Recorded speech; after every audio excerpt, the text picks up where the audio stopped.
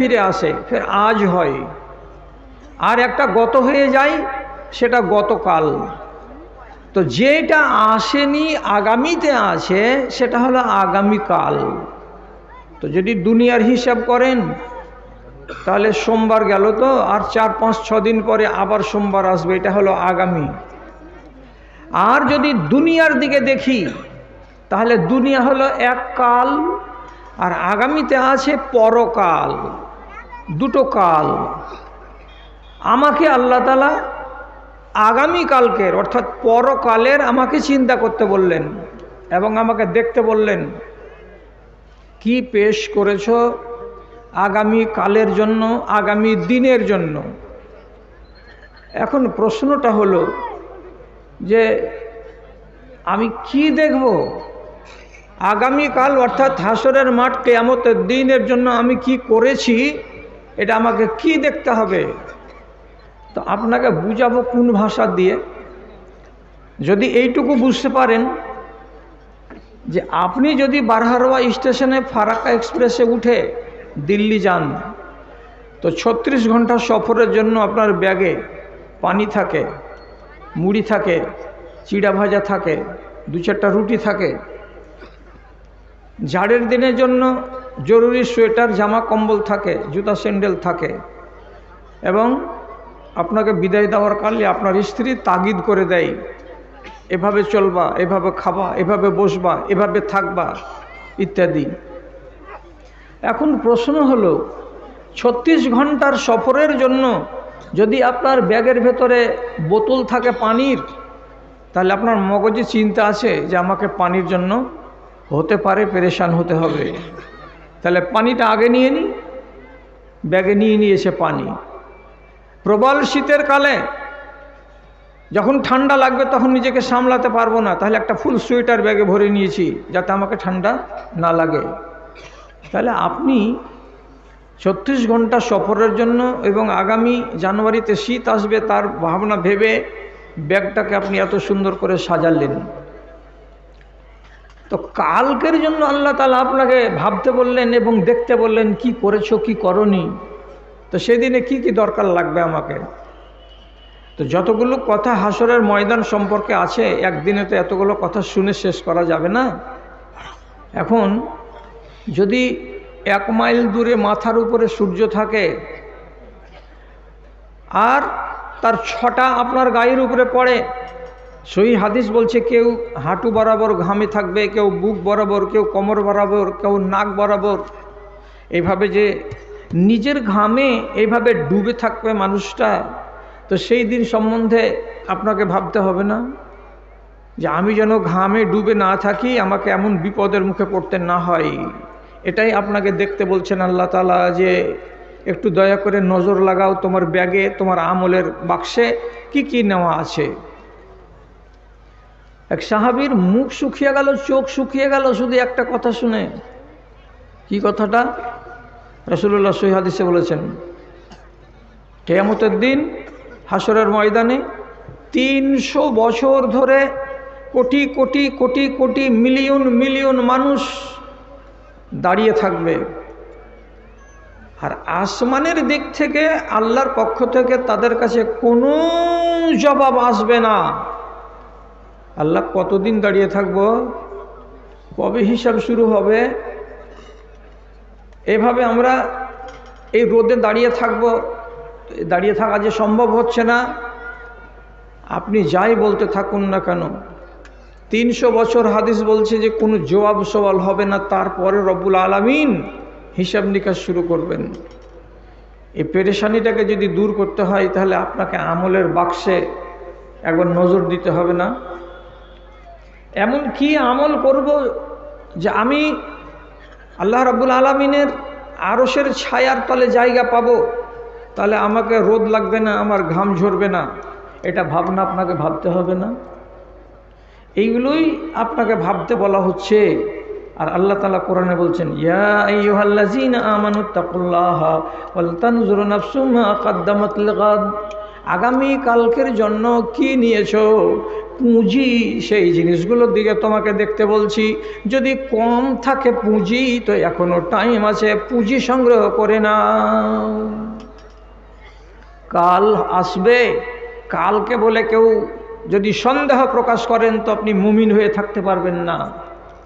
আজকে বেঁচে আছি এক দুনিয়া, কালকে আছে আর এক দুনিয়া। তো আপনি কোনো আলেমকে গিয়ে এমনি করে বলিয়েন না যে মৌলভী সাহেব পড়বো, নামাজ কেন পড়ো না, পড়বো, দাড়ি কেন রাখো না, রাখবো, দিন দাড়ি বাড়াবো না কেন, বাড়াবো। সময় চাইয়েন না। কেন? আপনার আয়ুর কোনো ঠিকানা নেই। আপনি কদিন বাঁচবেন, কতক্ষণ বাঁচবেন, এর কিছু ঠিকানা নেই। এই জন্য কত সুন্দর কথা এটা, ভালো করে বুঝুন। আপনারা তো ঝাড়খণ্ডের বাংলা উর্দু বুঝা লোক।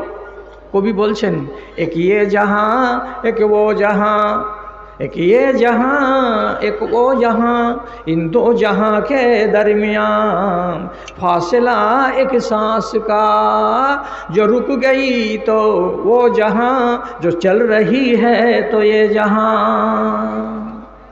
একটা শ্বাস এই যে চলছে, যতক্ষণ চলছে তাইলে এই দুনিয়া, আর শ্বাসটা যেমনি বন্ধ ওই দুনিয়া। শ্বাস বন্ধ হয়ে গেলেই আপনার নাম আর হাজি সাহেব থাকবে না, লাশ। আপনার নাম ডাক্তার থাকবে না, লাশ। আপনার নাম যত বড়ই পদের থাকুক না কেন, জনাব, মৌলানা, আলহাজ, যত কিছু থাকুক না কেন, সব শেষ হয়ে যাবে। একটাই মাত্র পরিচয়, কি? লোকটা মারা গেছে, লাশকে গোসল কখন দেওয়াবে, লাশকে কাফন কখন পরাবে, লাশকে গলিতে কখন আনবে, লাশের জানাজা কে পড়াবে, দাফন কে করাবে। আপনি এখন লাশ। শ্বাসটা চলেনি বলে আপনি বহাল তবিয়তে বেঁচে আছেন। আপনার মতো মানুষ যেন টাইম না চাই, আপনি যেন আপনার আখেরাতকে বলে না ভুলেন এবং হিসাব নিকাশকে বলে না ভুলেন। তার জন্য আপনার মতো সোজা সাপটা মানুষগুলোকে প্রতি জুমার দিন, ওলামায়ে দিন যারা খুতবা পড়ান, তারা, আপনি তো ভালো করে জানেন, একবার সাব্বিহিসমা রাব্বিকাল আলা এই সূরাটা পড়ান, আর আরেকবার হাল আতাকা হাদিসুল গাশিয়া এই সূরাটা পড়ান। সেই সূরার লাস্টে আপনি বহুবার শুনেছেন এই আয়াত, কিন্তু আপনি লক্ষ্য করছেন না। কি বলে ওখানে আল্লাহ তাআলা? ইমাম সাহেব কি বলছেন? ইন্না ইলাইনা ইয়াবাহুম সুম্মা ইন্না আলাইনা হিসাবাহুম। যত লাফালাফি করবে করো, যত দাপাদাপি করার আছে করো, যত তুমি দুনিয়াদারি ডুবে থাকবে থাকো, তুমি দুনিয়াদারি যত করবে করো, ইবাদত যেইটুকু করবে করো, সব কিছুর শেষে তোমাকে মনে রাখতে হবে এগুলো ধান্দা ছেড়ে দিয়ে, দুনিয়া ছেড়ে দিয়ে, হাট ছেড়ে দিয়ে, বাজার ছেড়ে দিয়ে, সবকে ফেলে দিয়ে আমার কাছে আসতে হবে। আর আমি তখন তোমাদের হিসাব নিতে শুরু করব। অতএব রব্বুল আলামিনের কথাটা কত নির্ঘাত সত্য কথা, যে মরার পরে আল্লাহর কাছে যেতেই হবে এবং তার সামনে আমাকে দাঁড়াতেই হবে। কিসের জন্য? তো হিসাবের জন্য। এটা আপনাকে ভাবতে হবে। এটা আগামীকাল শুরু হবে, তার জন্য হিসাবকে নিয়ে আপনি ভাবুন আর নিজের নফসের মুহাসাবা করুন। যারা চালাক মানুষ তারা হিসাব করে। আব্দুল্লাহ বিন উমর রাদিয়াল্লাহু তাআলা আনহু একদিন কোরআনের তেলাওয়াত করছিলেন। কোরআনের তেলাওয়াত চলছে, মিঠা সুরে চলছে চলছে চলছে, চলতে চলতে একটা আয়াত এলো। তিনি বলছেন কি, ইয়াউমা ইয়াকুমুন নাসু লিরাব্বিল আলামিন। যেদিন মানুষকে দাঁড়াতে হবে তার রবের সামনে মুখামুখি হয়ে। কেন কেন দাঁড়াতে হবে? আল্লাহ রাব্বুল আলামিন আপনার কাছে হিসাব চাইবেন, আমার কাছে হিসাব চাইবেন। আপনি আপনার রবের সামনে খাড়া হবেন, আমিও আমার রবের সামনে খাড়া হব। কেন? তো হিসেবের জন্য। তো এই কথাটা যখন মগজে এলো, আব্দুল্লাহ বিন উমর এতটাই ভারাক্রান্ত হয়ে গেলেন, এতটাই চিন্তিত হয়ে গেলেন, পরওয়ারদিগার তোমার সামনে আমার মতো এই হীন গুনাহগার মানুষগুলো কেমন করে আমি দাঁড়াবো, তোমার মুখামুখি দাঁড়িয়ে কেমন করে হিসাব দিব, আমার লম্বা চওড়া জীবনে কি খেয়েছি, কতটা হালাল খেয়েছি, কতটা বা ভুল করেছি, কি অন্যায় করেছি, কি অবিচার করেছি।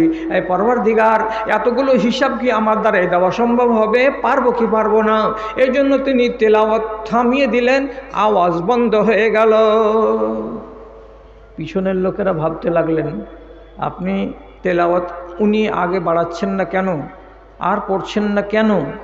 কিন্তু তিনি ওই একটাই আয়াত যে পড়লেন, ইয়াউমা ইয়াকুমুন নাসু লিরাব্বিল আলামিন পড়ে দিয়ে থেমে গেলেন। তো থেমে গেলেন তো গেলেনই, আর আগে পড়তে পারলেন না সেই দিনের মতো। যখন শেষ হলো মজলিস, তখন কেউ জিজ্ঞেস করলো যে আপনি এরকম কেনটা করলেন আজকে, আপনি আর আগে বাড়তে পারলেন না বা পড়লেন না, থেমে গেলেন, তো সেই জায়গাতে কেন থেমে গেলেন। তো তিনি আদবের সাথে জিজ্ঞেস করে বললেন যে তুমি কিছু বুঝতে পারলে, এই আয়াতটাতে আল্লাহ তাআলা কি বলছেন, তুমি কিছু অনুভব করতে পারলে। তো বলছে জি, অনুভব তো করতে পারলাম যে মানুষ যেদিন তার রবের সামনে খাড়ো হবে, মুখোমুখি হয়ে দাঁড়াবে, অর্থাৎ আল্লাহ তাআলা হিসাবের জন্য যেদিন তোমাকে সামনে ডাকবে, তাহলে বলো তোমার বুকে কতটা পাটা আছে। সারা জাহানের মালিক তোমাকে খাড়ো করবেন সামনে, যে হিসেব লাগবে, তো তুমি হিসেব দেওয়ার জন্য কতটা প্রস্তুত আছো।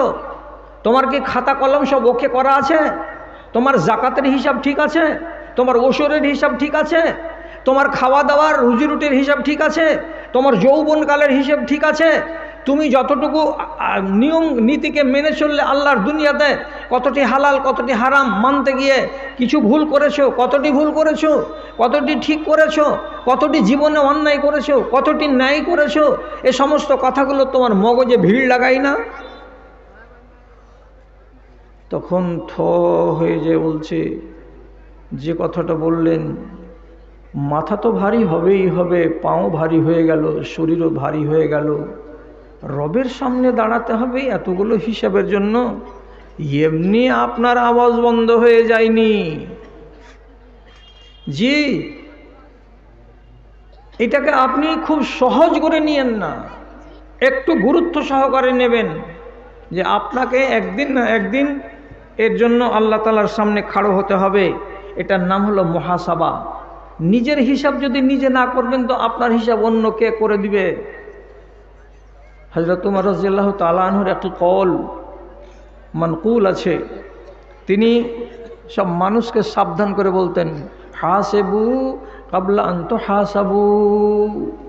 ও দুনিয়ার মানুষেরা, তোমরা তোমাদের কাছে হিসাব চাওয়ার আগে নিজের হিসাব নিজেরাই করে নাও, হিসাব করে জমা খরচটা বের করে দাও, এবং যদি পারো তো রেজাল্ট বের করো। হিসাব করে তুমি বাঁচতে পারলে না, হিসাব করে তুমি মালিকের কাছে ধরা তো পড়ে যাবে না, এমনভাবে নিজের হিসাবটা তুমি নিজে করে নাও। বড় কাজের কথা। আর কি বলছেন, ওয়াজনু কাবলা আন তুজানু। নিজের আমলগুলোকে একবার ওজন করে দেখো, সারাটা 24 ঘন্টার ভেতরে কতটি নেক কাজ হয়েছে আর কতটি বদ কাজ হয়েছে। নিজে নিজে ওজন করে করে দেখো যে হ্যাঁ আমার পাল্লাটা ভারী হবে না। যেদিন তোমার পাল্লাই আমলগুলোকে চাপানো যাবে, তার আগে আগে নিজেই হিসাব করে নাও, আর নিজের হিসাবটা করে করে নিজে স্যাটিসফ্যাকশন করো, হ্যাঁ আমি এমন বান্দার বান্দা, কিয়ামতের দিন আল্লাহ রাব্বুল আলামিনের সামনে আমি ধরা পড়ব না, এমন মন্দ কাজ আমি করে যাই না।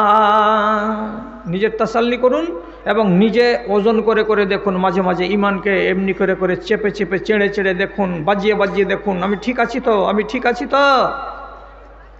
আর তিনি কি বলছেন, তাহাবুলিল আরজিল আকবারে, তুমি যেদিন কোটি কোটি মানুষের সামনে তোমাকে হাজির করা হবে, সেই দিনের জন্য নিজেকে কি করো, প্রস্তুত করো।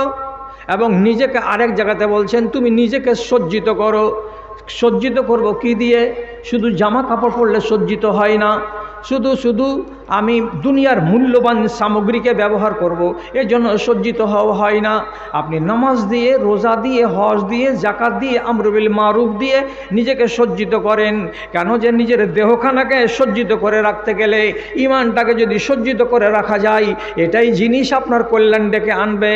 আর কেউ যদি শুধু শুধু নিজের চোখকে, নাককে, মুখকে, জামাকে, কাপড়কে, শরীরকে এগুলোকে সাজাই, বাড়িকে সাজাই, ঘরকে সাজাই, চেয়ার এবং টেবিল লাগাই, আর অন্যান্য সাজ সরঞ্জাম করে, আর নিজের ভেতরটাকে না সাজাই, তাহলে পরে এমন মানুষটাকে মূর্খ বলা যাবে যে যেগুলো সাজাবার দরকার নাই সেগুলো কেন সাজাও, আর যেটা সাজাতে হবে সেটা সম্বন্ধে গাফেল কেন আছো? অন্তরটাকে সাজাও। জি হ্যাঁ, অন্তরকে সাজাতে হবে। আমার অন্তরের ভেতরে কি কি আছে, কি ঢুকেছে, কি ঢুকেনি, কোনটা করেছি, কোনটা করতে পারিনি, এ নিয়ে নিজের অন্তরটাকে মুজাইন করতে হবে। আর দেহ নিয়ে পড়ে আছেন, ভালো ভালো জামা কাপড় পরছি, শুটকুট ফুট প্যাট সব কিছু করছি, খাওয়া দাওয়ার ব্যাপারে খুব উঁচু মানের খাবার খাচ্ছি, সেদিকে লক্ষ্য রাখছি, বাড়িঘর বানাচ্ছি, টাইলস বসাচ্ছি, এই বসাচ্ছি, সেই বসাচ্ছি, তো তাহলে আপনি বাহ্যিক সৌন্দর্য নিয়ে কেন মেতে আছেন? আপনার ভেতরের সৌন্দর্যটা কই?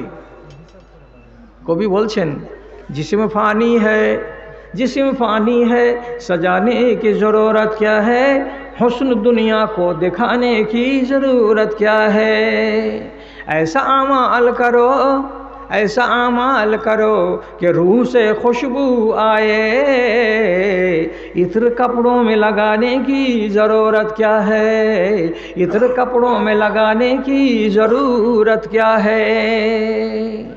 আপনি এমন আমল করেন আপনার রূহ থেকে যেন সেন্ট বেরিয়ে আসে।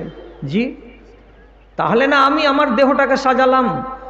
হিসাব করে যদি কোনো মানুষ চলে তাহলে সেই মানুষটার ইমান পাকা থাকে, ইমানটা পুলপুলে হয়ে থাকে না। সাহাবাই কেরাম নিজেদের ইমানকে নিয়ে বড় ভাবনা ভাবতেন, আমরা ওর দু আনাও ভাবনা ভাবি না।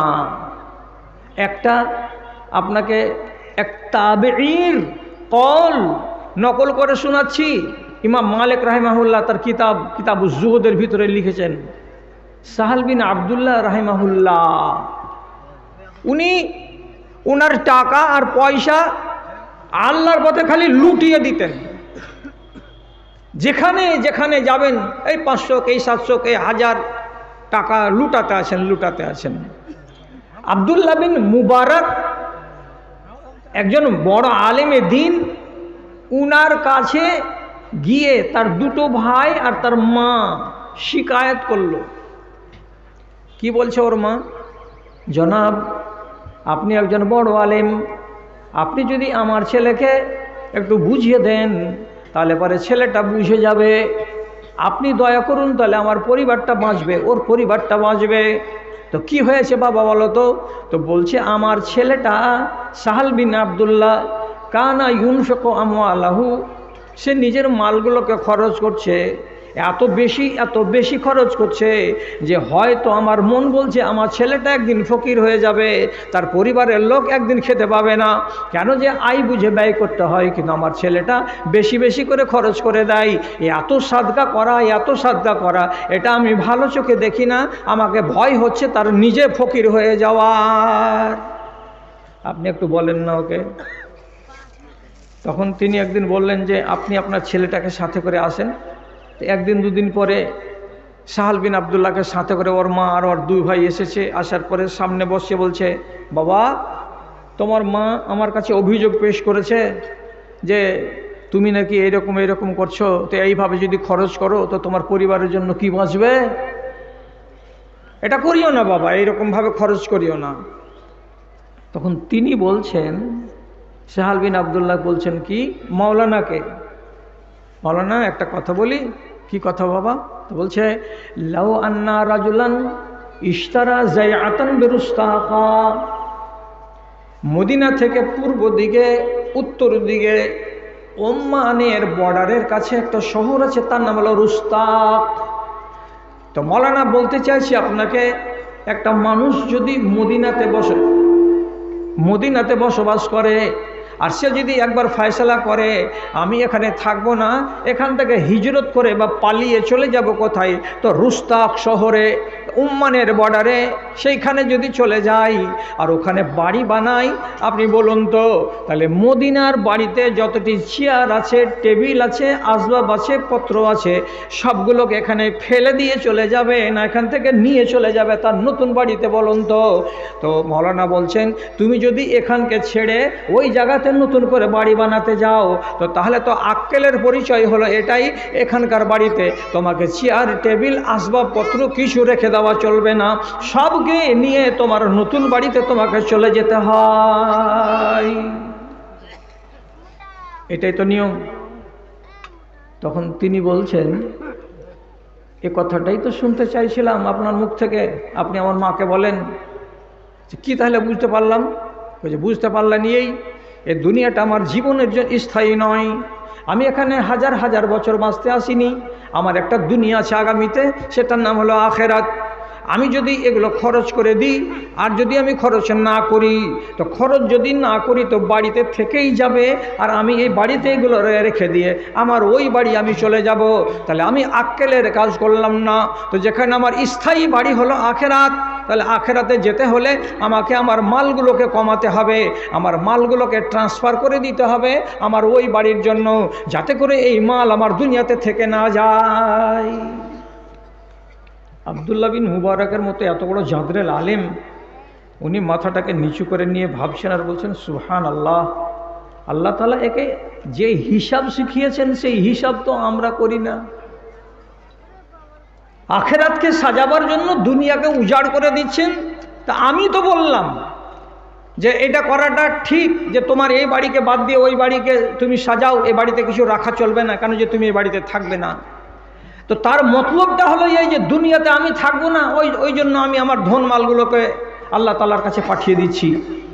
শেষের বেলায় মাকে আর বেটাকে ডেকে বলছে, খালা গো, আপনার ছেলেকে আর নতুন করে কিছু আমি বুঝাতে পারবো না, এবং আপনিও আপনার ছেলের বয়ান শুনলেন, এই বয়ানের পরে আর নতুন করে কোনো কথা বলার দরকার করে না।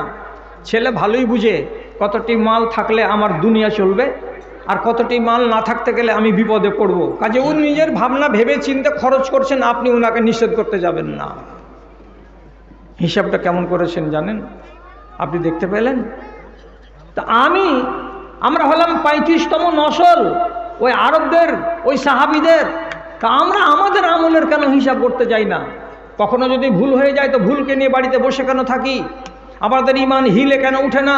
আমাদের ইমান কেন নড়ে উঠে না যে আল্লাহ কি করলাম, আল্লাহ কি করলাম? এই ইমান নিয়ে যদি তোমার সামনে দাঁড়াই তো হিসাবে পাশ করতে পারবো? একটু ভাবনা তো ভাবতে হবে। কোনো মানুষ যদি একটা মন্দ করে তো তারপরে তো তাকে একটা ভাবনা ভাবা দরকার আছে যে আল্লাহ এই জিনিসকে নিয়ে যদি আমি মরি আর এখান থেকে যদি আমি নিস্তার লাভ করতে না পারি তো কিয়ামতে আমি কেমন করে নিস্তার লাভ করতে পারবো? ভাই হিসাব করেন। যারা আকেলওয়ালা মানুষ তারা হিসাব করে। আপনি একজন মুমিন মানুষ, আপনি কেন হিসাব করবেন না? আপনাকে একটা সুন্দর কথা বলছি। এক দেহাতি অজগ্রামের মানুষ রাসূলুল্লাহর কাছে এসেছে, এসে বলছে আল্লাহ পাকের রাসূল আল্লেমনি কালেমাতান ওয়া ফি riwayatin আল্লেমনি। এ বাবা, এ চাওয়ালা, এ চাওয়ালা, এ চাওয়ালা, বাইরে যা বাবারে, বাইরে যা। মানুষের ঘাড়ের উপরে এগুলা কাজ করিও না, এগুলা কাজ করিও না, যাও চলে যাও। যার প্রয়োজন হবে তোমার কাছে গিয়ে চা খেয়ে আসবে। মানুষের ঘাড়ের উপরে উপরে এইভাবে চা বিক্রি করে বেড়াচ্ছ কেন? মুর্শিদাবাদ থেকে এই চরিত্রটা চারিদিকে আস্তে আস্তে ছিটতে শুরু করেছে। কোনো মানুষ নিষেধ করে না। এতই আপনি অভাবী আর এত আপনি মানে পেটকে নিয়ে এসেছেন জালসা শুনতে যে এখানে এসেও আপনাকে কিছু না কিছু হলারে ঢালতেই হবে, না হলে আপনি বুঝবেন না, আর না হলে আপনি শুনবেন না কাউরি বয়ান। হ্যাঁ, তো বলছিলাম রাসূল কিছু কথা শিখিয়ে দেন না, যে কথাগুলো বলতে গেলে লাভ হবে। তো এই কথা কে বলবে না?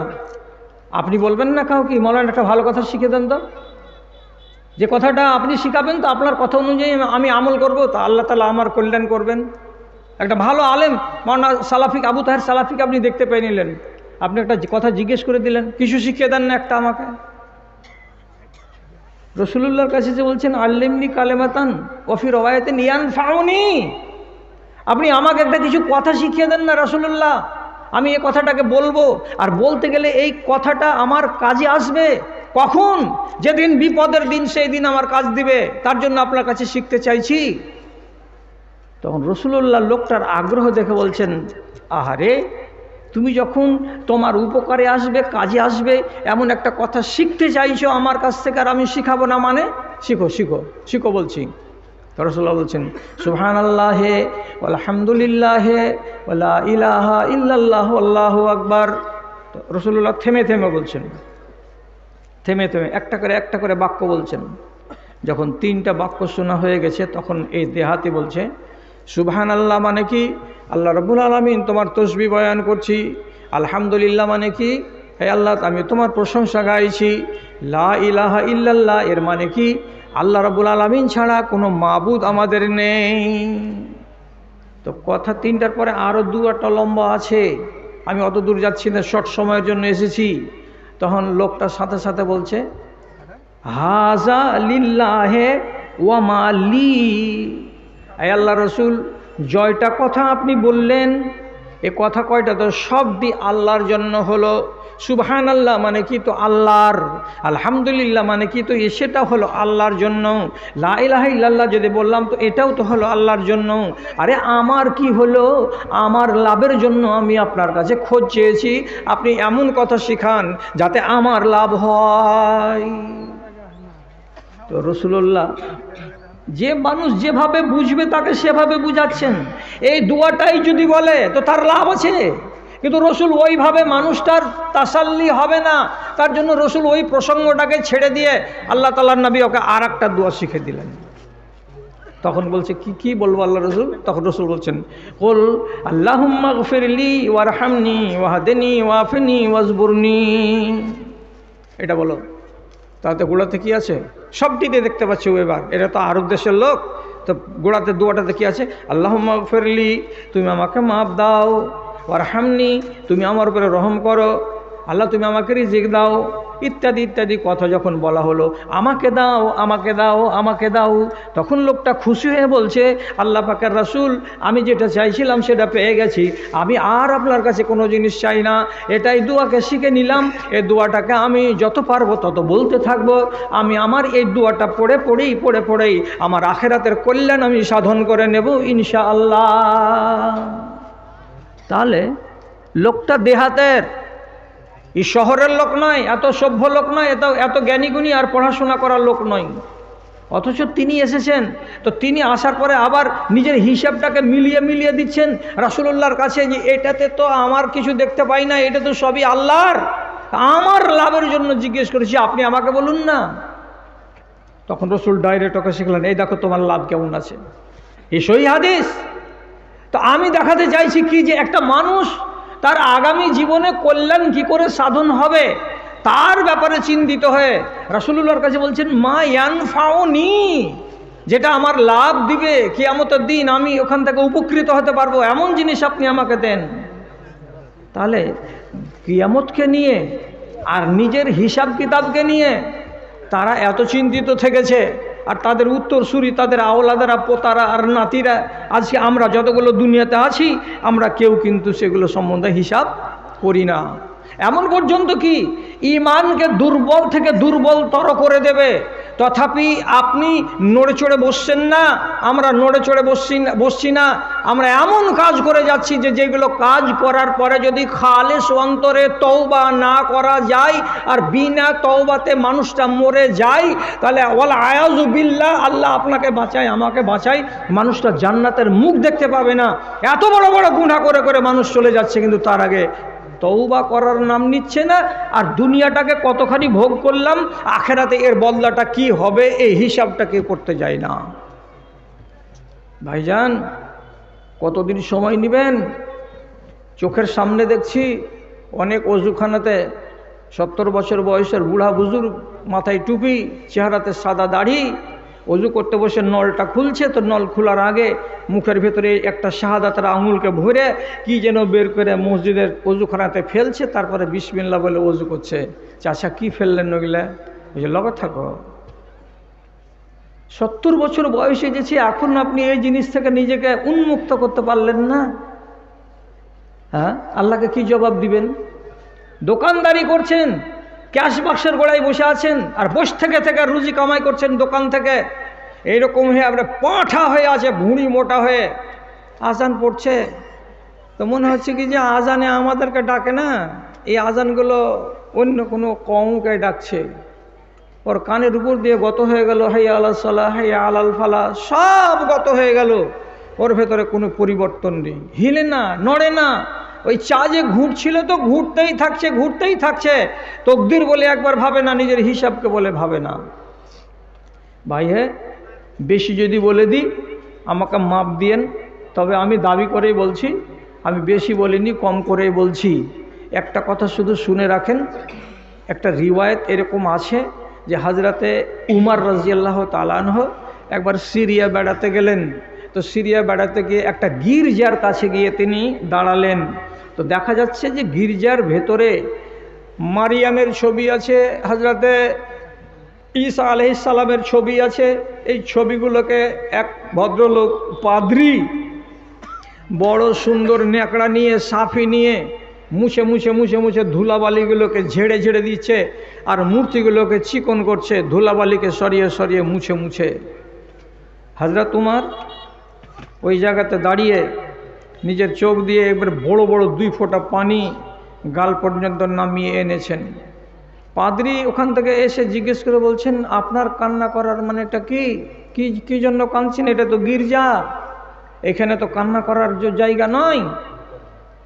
তো হযরত উমর বললেন, তোমার কাজটাকে যখন 2 চোখ দিয়ে দেখলাম, তখন আল্লাহ রাব্বুল আলামিনের কোরআনের আয়াত আমার মগজে আছে, তার মানেটা, তার মতলবটা আজকে আমার সামনে পরিষ্কার হলো। আর তখনই আমি তোমার উপরে আফসোস করে কান্না করছি। কি কোরআন মাজিদে আছে? আল্লাহ রাব্বুল আলামিন বলছেন, আমিলাতুন নাসিবা তাসলা নারান হামিয়া। কিছু মানুষের কাজ আছে এমন যে কাজগুলো করতে গেলে তাকে কষ্ট করতে হয়, তাকে ক্লান্তি পেতে হয়, তাকে ঘাম ঝরাতে হয়, তাকে মেহনত করতে হয়।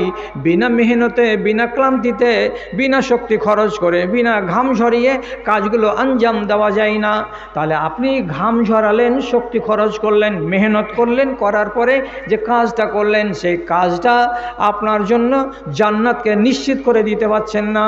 বরং আল্লাহ রাব্বুল আলামিন বলছেন, তাসলা নারান হামিয়া, তোমার এই ঘাম ঝরানো কাজটাই তোমাকে আল্লাহর জাহান্নামে নিয়ে যাবে। তোমাকে জাহান্নামে ঢুকতেই হবে। কেমন করে তুমি ঘাম ঝরালে যে তোমার এই ঘামকে আল্লাহ রাব্বুল আলামিন পছন্দ করলেন না? এর মানেটা হলো এই কাজ হলো বেকার, আল্লাহকে রাজি করার জন্য নয়। যে কাজ তুমি করে যাচ্ছ আল্লাহকে নারাজ করে দিয়ে, এই কাজ হলো তোমার ঘাম ঝরানো কাজ। এই কাজের বিনিময়ে কিয়ামতের দিন তুমি জান্নাত পাবে না। এই জন্য আয়াতটা ওই সমস্ত মানুষদেরকে বলা যায় যে সমস্ত মানুষেরা আজান শোনার পরে দোকানের ঝাঁপ লাগায় না, যে সমস্ত মানুষেরা মসজিদের আজান শোনার পরে ব্যবসার বাণিজ্যকে বন্ধ করে না, আল্লাহর নামে দৌড়ে যায় না, বরং ব্যবসা চলমান রেখে দেয় এবং সে নিজে মত্ত হয়ে থেকে যায়। তাহলে তুমি আল্লাহ রাব্বুল আলামিনকে বুড়ো আঙুল দেখিয়ে তোমার ব্যবসাতে তুমি নিজেকে জারি সারি করে রেখে দিয়েছো। এটাই হলো তোমার সেই আয়াত, আমিলাতুন নাসিবা তাসলা নারান হামিয়া। এমন ব্যবসা চালাচ্ছ রে ঘাম ঝরিয়ে ঝরিয়ে, এই ব্যবসায় তোমাকে আল্লাহর জাহান্নামে একদিন নিয়ে যাবে। হিসাব করছো না কেন ভাই? মুমিন মুসলমান হয়ে হিসাব করবে না। লম্বা করে কথা বলার নাই, কম কথা শুনবেন, কাজ বেশি হবে যদি তাকে মান্যতা দিতে পারেন। এক সাহাবী রাসূলুল্লাহর কাছে এসে বলছেন, যে আচ্ছা আল্লাহ রসুল একটা কথা বলি। হ্যাঁ, না ঠিক আছে, পড়ে নিচ্ছি আমি। আল্লাহ রসুল একটা কথা বলতে এলাম। কি? তো বলছে, কানাত লি জারিয়াতুন, আমার একটা ছোট বাঁধি আছে, কাজের মেয়ে আছে, লন্ডি। ওই মেয়েটি পাহাড়ের কিনারায় ছাগল চড়িয়ে দেয় আমাকে। সারাদিন ছাগল চড়ায়, সন্ধ্যাবেলায় বাড়ি আসে। আজকে ছাগল চড়িয়ে বাড়ি এসেছিল, তখন আমি আমার ছাগলগুলোকে গুনতে লাগলাম। তো আমি ওকে উদাহরণস্বরূপ দিয়েছি 32টা ছাগল চড়াতে। সন্ধ্যাবেলায় বাড়ি এসেছে, তো মেয়েটির হাতে দেখা যাচ্ছে 31টা ছাগল আছে, একটা ছাগলকে খুঁজে পাওয়া যায় না। আমি বললাম, এই মেয়ে 32টা ছাগল হওয়ার কথা, তো 31টা কেন রে? বেচারি বেটি ছেলে 14-15 বছর বয়সের লন্ডি সোজা ভাষায় নিজের মালিককে বলছে, মালিক একটা বাঘ এলো, ছোট নেকড়ে বাঘ, এসে একটা ছাগলকে ধরে নিয়ে মুখে করে পালিয়ে চলে গেল। আর আমি ওখান থেকে দৌড়ে এসে ঘ্যার ঘ্যার ঘ্যার ঘ্যার ধর ধর ধর ধর করতে করতে আমি তেড়ে এলাম, কিন্তু বাঘের হাত থেকে আমি ছাগলটাকে বাঁচাতে পারলাম না। ছাগলটা ছোট ছিল সাইজে, বাঘটাকে মুখে করে নিয়ে পালিয়ে গেছে। আমি আপনার ছাগলটাকে বাঁচাতে পারিনি, না হলে আপনার ছাগল 32টাই থাকতো। কথাটা শুনে মালিকের মনে খুব রাগ হলো। তখন তিনি কি বলছেন, ফাসাক্কাক্তু হা সাক্কাতান, আমি মেয়েটির গালে তাড়াম করে একটা চড় মেরে দিলাম। এত জোরে চড় মেরেছি, আমি একটা পূর্ণাঙ্গ বয়সের মানুষ, আর যার গায়ে চড় মেরেছি সেটা একটা 15-16 বছরের মেয়ে, অথচ একটা অবলা নারী, তার গায়ে যে চড় মেরে দিয়েছি, রাগের বসে চড় মেরেছি, তখন খেয়াল করতে পারিনি। কিন্তু আমার কিছুক্ষণ পরে আক্কেলে এই কথাটা চলে এলো, হ্যাঁ আল্লাহ পরওয়ারদিগার, কি কাজ করলাম? এই মেয়েটার গালে যে চড় মেরে দিলাম, এটা কি হলো, কেমন হলো, এটা আমার কি হবে আগামী দিনে? এটার জন্য আমাকে কি কোনো ভয়ানক পরিণামের মুখোমুখি হতে হবে? আমাকে চিন্তা গ্রাস করে নিল। আমি বাড়িতে স্থির হতে পারলাম না, তার জন্য 1 পা 2 পা 3 পা করে এগোতে এগোতে এইখান পর্যন্ত চলে এসেছি, আর এই কথাটাই আপনার সামনে পেশ করলাম। কি করব রসুল? ওকে যে মেরেছি একটা চড়, এটা মারা ঠিক হয়নি, আমার মনে হয় এতে আমার ক্ষতি হয়ে যাবে। চিন্তা করছেন? একটা চড় মারার পরে নিজের ইমানটাকে স্থির করে রাখতে পারছেন না যে হায় আমার কি হবে, কি হবে? রাসূলুল্লাহর কাছে জিজ্ঞেস করতে গেলেন কি হবে? রাসূলুল্লাহ বলছেন, মেয়েটিকে সাথে করে এনেছো? বলছে না, আনিনি। মেয়েটিকে বাড়ি থেকে নিয়ে এসো সাথে করে। বাড়ি চলে গেলেন। বাড়ি যাওয়ার পরে মেয়েটিকে সাথে করে নিয়ে আসলেন রাসূলুল্লাহর দরবারে। মেয়েটি একদম মন মরা হয়ে, ঝিম ধরা হয়ে দাঁড়িয়ে আছে। ওর সামনে, মালিকের সামনে আল্লাহ পাকের নবী মেয়ে ছেলেটির দিকে এরকম করে আঙুল তোলা বলছে, এই মেয়ে, আমি তোমাকে একটা কথা বলছি, আমার কথাটার তুমি জবাব দাও। জি দিব। বলেন কি বলছেন? রাসূলুল্লাহ শুধু ওকে খালি বলছেন, আইন আল্লাহ, আল্লাহ কোথায় বলো তো বাবা। তার মানে তুমি তো কাজের মেয়ে বাঁধি, তুমি মুশরিকের বেটি না মোমেনের বেটি, তোমার ভেতরে ঈমান আছে না তোমার ভেতরে ঈমান নাই, এটাকে জানার জন্য নবীজি ওকে বলছেন আইন আল্লাহ, আল্লাহ কোথায়। তখন মেয়েটির সাথে সাথে এমনি করে হাতটাকে তুলে দিয়ে আসমানের দিকে ইশারা করে বলছেন, এই দিকে আছে আল্লাহ। হয়ে গেল কথা, যে আল্লাহ কোথায় আছেন? উপরে আছেন, আসমানে আছেন, আসমানের দিকে আছেন, কথাটা শেষ। তারপরে 2 নম্বরে রাসূলুল্লাহকে বলছেন, এবার নিজের দিকে এমনি করে সম্বোধন করে, এই মেয়ে বলো তো মান আনা, আমি কে বলো তো, আমাকে চিনো, আমার নাম জানো কি জানো না? তখন মহিলা বলছে, আন্তা রাসূলুল্লাহ, আপনি হলেন আল্লাহর প্রেরিত রাসূল, আপনি রাহমাতুল লিল আলামিন। যখন রাসূলুল্লাহ 2টা প্রশ্ন করলেন, আর 2টা প্রশ্ন করার পরে তার কাছ থেকে সন্তোষজনক উত্তর পেয়ে গেলেন, তখন নবীজি বলছেন, এই লোকটাকে, যে লোকটা চড় মেরেছিল তার এই চাকরানিকে, তার দিকে তাকিয়ে বলছেন, তুমি চড় মেরেছো একটা মুমিনা মেয়ে ছেলেকে, এবং সেও আবার তোমার হাতে লন্ডি আছে, এ কাজটা কিন্তু ভালো হয়নি। অতএব তুমি যদি তোমার কল্যাণ চাও, তোমার যদি ভবিষ্যতে অন্ধকার না করতে চাও, তাহলে আমি তোমাকে বলছি আতে কাহা, মেয়ে ছেলেটিকে আজাদ করে দাও, মেয়ে ছেলেটিকে স্বাধীন করে দাও, এটাতেই তোমার কল্যাণ আছে। কিন্তু জানেন বন্ধুরা আমার, একটা দাসীকে কিংবা একটা দাসকে যদি স্বাধীন করতে হয়, তো 4000, 5000, 6000, 7000 দিরহাম না দিতে গেলে তাকে কোনোদিন আজাদ করা যায় না। এতটা মূল্য ছিল সেই যুগে একটা দাসের কিংবা একটা দাসী। অথচ এই লোকটা 5000টা দিরহামের কোনো পরোয়া করলো না, যাও আমি বিনা পয়সাতে মেয়ে ছেলেটিকে জিন্দগির মতো আজাদ করে দিলাম। ও মেয়ে ছেলে, তুমি আজ থেকে স্বাধীন, তোমাকে আমার বাড়ি থাকতে আমি অনিবার্য আর রাখছি না, তোমাকে গোলাম করে আর রাখা হবে না, তোমাকে বাঁধি করে আর রাখা হলো না, আজ থেকে আমি তোমাকে আজাদ করে দিলাম। ক্ষণেকের মতো 5000 টাকার ব্যবসা উনি কি করে দিলেন? মনে কিছুই করলেন না, মেয়েটিকে আজাদ করে দিলেন। কিসের ভয়ে, কিসের জন্য করতে গেলেন এই কাজটা? যদি তাকে তার ঈমান নাড়া না দিয়েছে যে আমার ভবিষ্যৎটা কি হতে পারে যদি এখানে তার সমাধান না করে নি, বলেই তো তিনি এত বড় কাজ করতে গেলেন। এটাই ছিল একজন নেককার, একজন মুমিন মুসলমানের ঈমানের পরিচয়। যে আপনি নিজেকে সব সময় সতর্কের ভিতরে রাখুন এবং সব সময় আপনি নিজের হিসাব নিজে করে চলুন যে আমার এই হিসাব এবং আমার এই ঈমান নিয়ে আমি যদি মরি তাহলে আমার নাজাত আছে না নাই। যদি দেখেন মনে মনে ফায়সালা যে না আমার ঈমানের ভেতরে কমি আছে, খামতি আছে, খামতিটাকে দূর করার চেষ্টা করুন। যারা হিসাব ব্যবসায়িক তারা হিসাব করে, আর যারা বেকুব ব্যবসায়িক তারা হিসাব করে না, দিন রাতের হিসাব রোজ রোজ করে নেই। আর এটা হলো আক্কেলমান লোকের পরিচয়। আপনাকে শেষ কথা বলছি আমার ভাইজান, আমার দাদাজান, আপনি 24 ঘন্টার ভেতরে আপনার নমাজের হিসাব করবেন, আপনার রোজার হিসাব করবেন, আপনার কারে খায়ের হিসাব করবেন, আপনার সত্য কথা বলার হিসাব করবেন, আপনি প্রতিবেশীর সাথে গ্রামবাসীর সাথে কি সলুক করেছেন তার হিসাব করবেন। বাজারে যাওয়ার পরে আপনার সারাটা 3 ঘন্টা 4 ঘন্টার ভেতরে কি কি কিরদার আপনি বাজারের লোকের সামনে পেশ করেছিলেন সেগুলোকে আপনি হিসাব করবেন। করার পরে নিজের ঈমানটাকে মুজাইয়েন করে রাখবেন। আল্লাহ রাব্বুল আলামিন আপনাদেরকে সুমতি দান করেন যে আপনারা পাকা ঈমানদার হয়ে বাঁচতে পারেন, আমিন। আমাকে আমার শ্রদ্ধেয় সভাপতি সাহেব ইঙ্গিত করেছেন, ইশারা করেছেন বলে আমি বলছি, এবং আমি গোড়াতেই বলেছিলাম আর সে কথা আবার দোহরিয়ে দিচ্ছি যে আমার মতো বয়স্ক মানুষের পরে আবার একটা নওজোয়ান বক্তা আছে, আমি দেখে আসলাম ঘরের ভেতরে, তাকে আনতে গেছে ইনারা, আর যেভাবে আমাকে কাগজে লিখে দিয়েছেন সেভাবে আমি চলছি।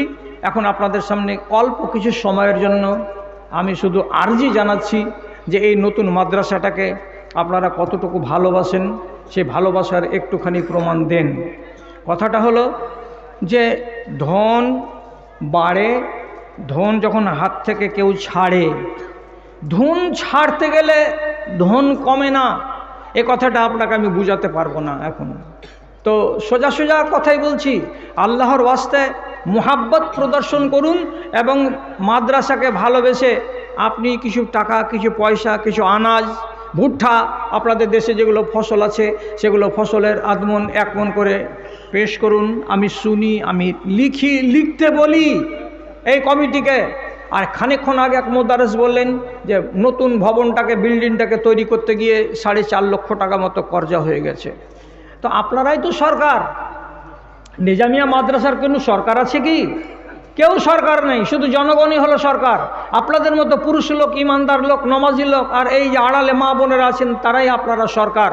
আপনারা দিবেন তো চলবে, আর আপনারা যদি হাত বন্ধ করেন তাহলে এই মাদ্রাসা তার ভূমিকা পালন করতে পারবে না। এটা মিনার, আলোর মিনার থেকে ফ্লাড লাইটে যে চারিদিকে আলো চলছে, এই আলোটাকে আপনি বন্ধ করবেন না। চারিদিকে আপনার আলোয় আলোকিত করছে এই প্রতিষ্ঠান যেন বেঁচে থাকে, এই কথা সব সময় ভাবতে হবে। ভাইজান, বেশি লম্বা আওয়াজ নাই, তাড়াতাড়ি করে আনুন। 2-4টা ভাইকে আমি অনুরোধ করে বলছি 1000 টাকা করে 4-5টা ভাইগুলো উঠে আসুন। আপনি বৎসরিক একটা দান দিবেন 1000 টাকা মাদ্রাসাটাকে।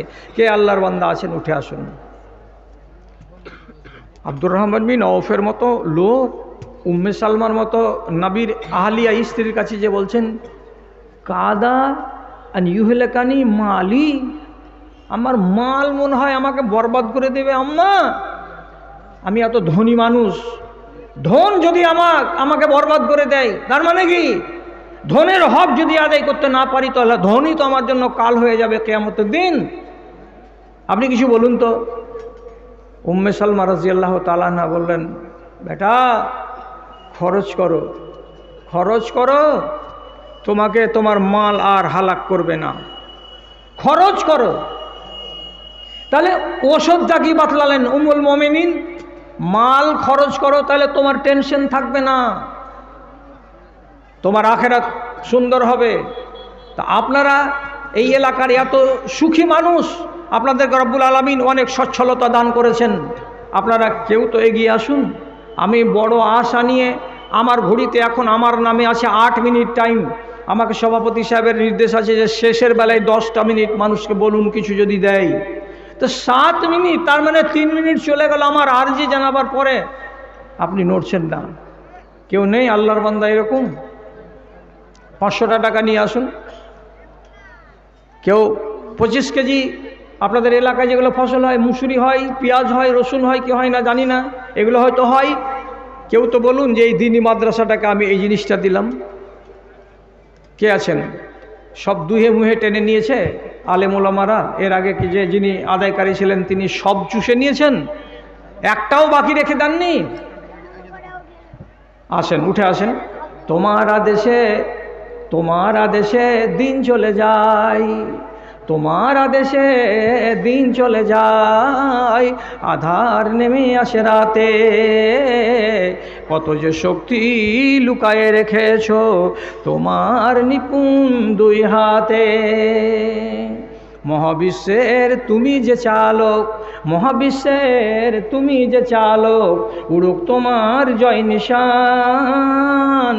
ওগো আল্লাহ মেহেরবান, আমি গাহি তোমার গান।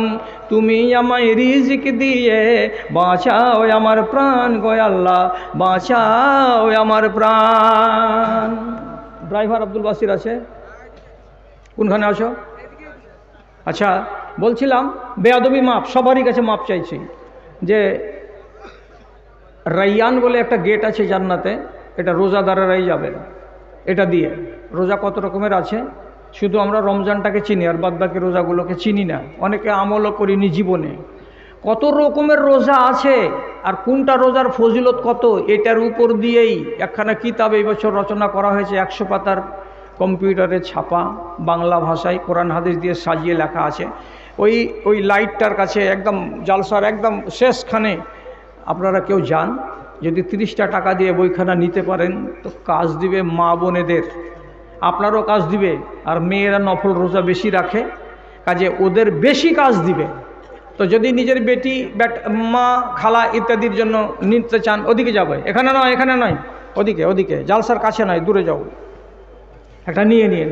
আর আমি বলছি আপনারা বড় টাকা দিবেন না, তোমাকে 100 টাকার টাকা দেন।